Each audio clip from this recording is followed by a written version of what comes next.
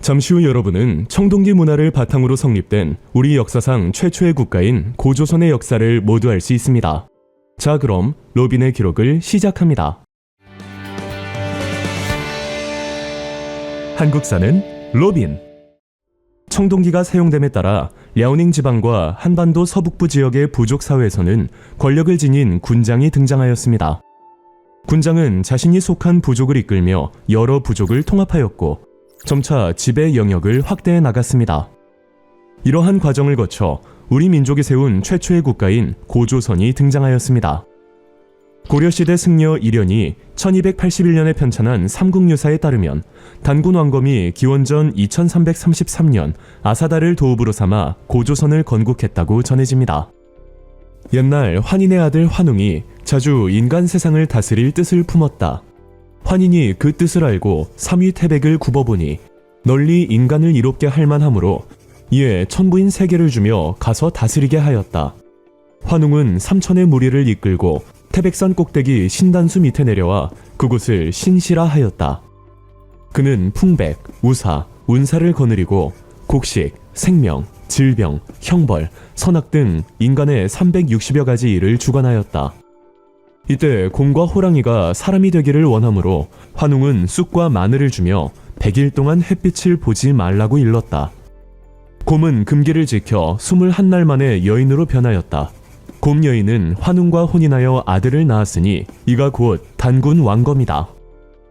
이처럼 삼국유사에는 단군 왕검의 출생에 관한 이야기가 기록되어 있습니다. 환웅이 환인의 아들로 등장하는 내용은 고조선의 지배층이 하늘의 자손임을 자처하며 선민의식을 가지고 있었음을 보여줍니다. 바람, 비, 구름을 관장하는 풍백, 우사, 운사의 존재를 통해 고조선이 농경 기반의 사회였음을 알 수 있으며 널리 인간을 이롭게 한다는 부분에서는 고조선의 건국 이념인 홍익인간의 정신을 엿볼 수 있습니다. 이어지는 곰과 호랑이 이야기는 두 동물이 수호신 또는 부족의 상징으로 여겨졌던 토착신앙의 흔적으로 해석됩니다. 또한 종교적 지도자를 뜻하는 단군과 정치적 통치자를 의미하는 왕검이 결합된 단군 왕검이라는 명칭은 고조선이 재정일치의 사회였음을 보여주고 있습니다. 고조선은 비파형 동검과 거친 무늬 거울 등 독특한 형태의 청동기를 제작하였으며 미송리식 토기를 사용하였습니다. 또한 지배층의 무덤으로 탁자식 고인돌을 세웠습니다. 이러한 유물들의 분포 지역을 통해 고조선의 문화적 범위와 영향력을 추정할 수 있습니다. 기원전 4세기경 고조선은 왕이라는 칭호를 사용하며 중국의 연나라와 대립할 만큼 강력한 국가로 성장하였습니다. 그러나 기원전 3세기 초 연나라 장수 진계의 침략으로 서쪽 영토를 잃고 수도를 왕검성으로 옮겨야 했습니다. 이후 3세기 후반에는 부왕과 준왕 같은 강력한 왕이 등장하고 왕위가 세습되면서 고조선의 정치 조직은 점차 안정되었습니다. 고조선이 발전함에 따라 왕을 중심으로 한 중앙관료 조직도 점차 정비되어 왕 아래 비왕, 상, 경, 대부, 대신, 장군, 박사 등의 관직이 설치되었습니다. 이 가운데 상은 왕을 보좌하며 국정에 관여한 고위 관직으로 왕과 함께 국정회의에 참여하였으며 자신이 직접 다스리는 영역과 주민이 있었습니다.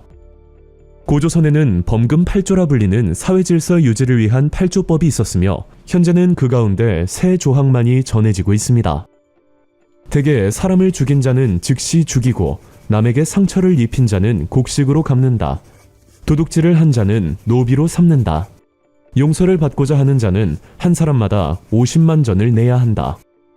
비록 용서를 받아 보통 백성이 되어도 풍속에 이를 부끄럽게 여겨 혼인을 하고자 해도 짝을 구할 수 없다.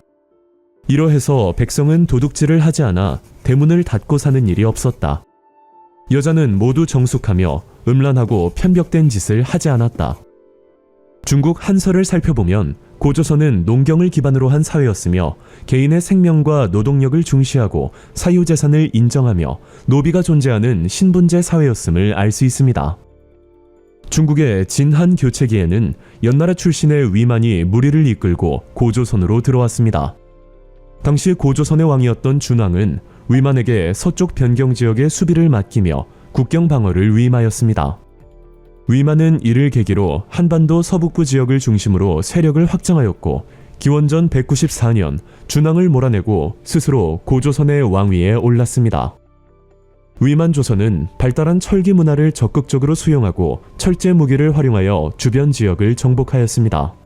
특히 우세한 군사력을 바탕으로 진번과 임둔 지역을 복속시키며 세력을 확장하였습니다. 또한 철제 농기구의 사용으로 농업이 발전하였고 이에 따라 상업과 무역도 자연스럽게 성장하였습니다. 위만조선은 지리적 이점을 활용하여 중국의 한 세력과 한반도 남부의 진이 직접 교역하는 것을 막고 그 사이에서 중개무역을 통해 경제적 이익을 독점하였습니다. 이러한 상황은 위만조선의 경제적 성장과 국가 발전에 기여하였지만 동시에 한나라와의 외교적 갈등을 유발하는 계기가 되었습니다.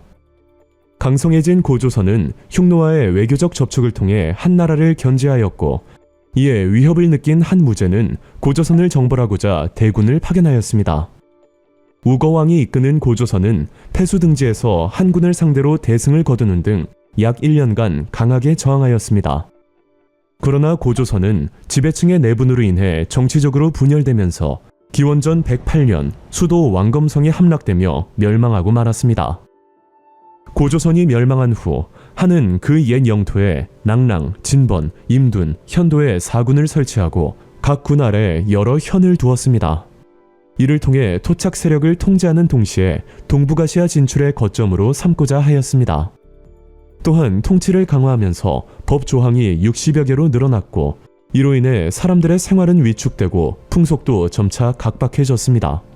한 군현은 시간이 흐르며 토착 세력의 거센 저항에 직면하였고 점차 세력이 약화되다가 결국 고구려의 공격을 받아 축출되었습니다. 이후 우리나라의 역사는 어떻게 흘러갈까요? 부여, 옥저, 동해, 삼한의 역사로 다시 찾아오겠습니다. 로빈의 역사 기록.